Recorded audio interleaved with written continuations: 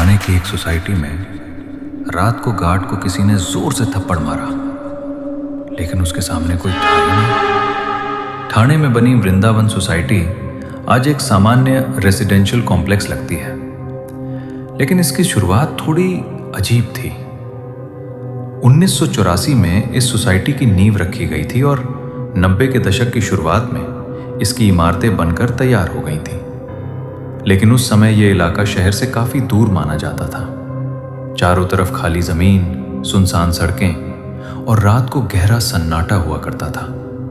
इसी वजह से कई सालों तक यहाँ के ज्यादातर फ्लैट खाली पड़े रहे।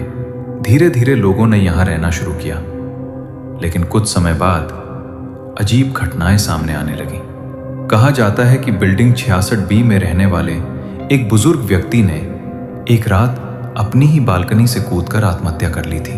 उन्होंने कोई सुसाइड नोट भी नहीं छोड़ा, इसलिए आज तक किसी को नहीं पता कि उन्होंने ऐसा क्यों किया। लेकिन उस घटना के बाद से ही लोगों को सोसाइटी में कुछ अजीब महसूस होने लगा। कई रहिवासी बताते हैं कि रात के समय अचानक ऐसा लगता है जैसे कोई बालकनी से अंदर झांक रहा हो, लेकिन जब दरवाजा खोलकर देखा जाता है तो वहां कोई नहीं होता। कुछ लोगों ने अपने बेडरूम में धीरे धीरे चलते कदमों की आवाज भी सुनी है, जैसे कोई कमरे में टहल रहा हो। लेकिन सबसे डरावनी घटना एक सिक्योरिटी गार्ड के साथ हुई। एक रात वो सोसाइटी में गश्त कर रहा था।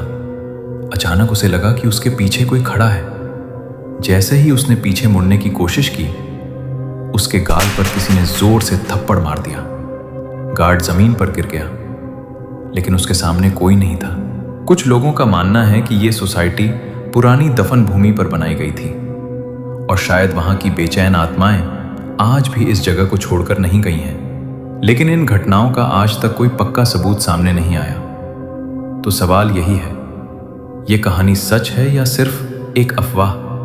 यह कोई दावे के साथ नहीं कह सकता। अब आपको क्या लगता है, यह सिर्फ अफवाह है या सच?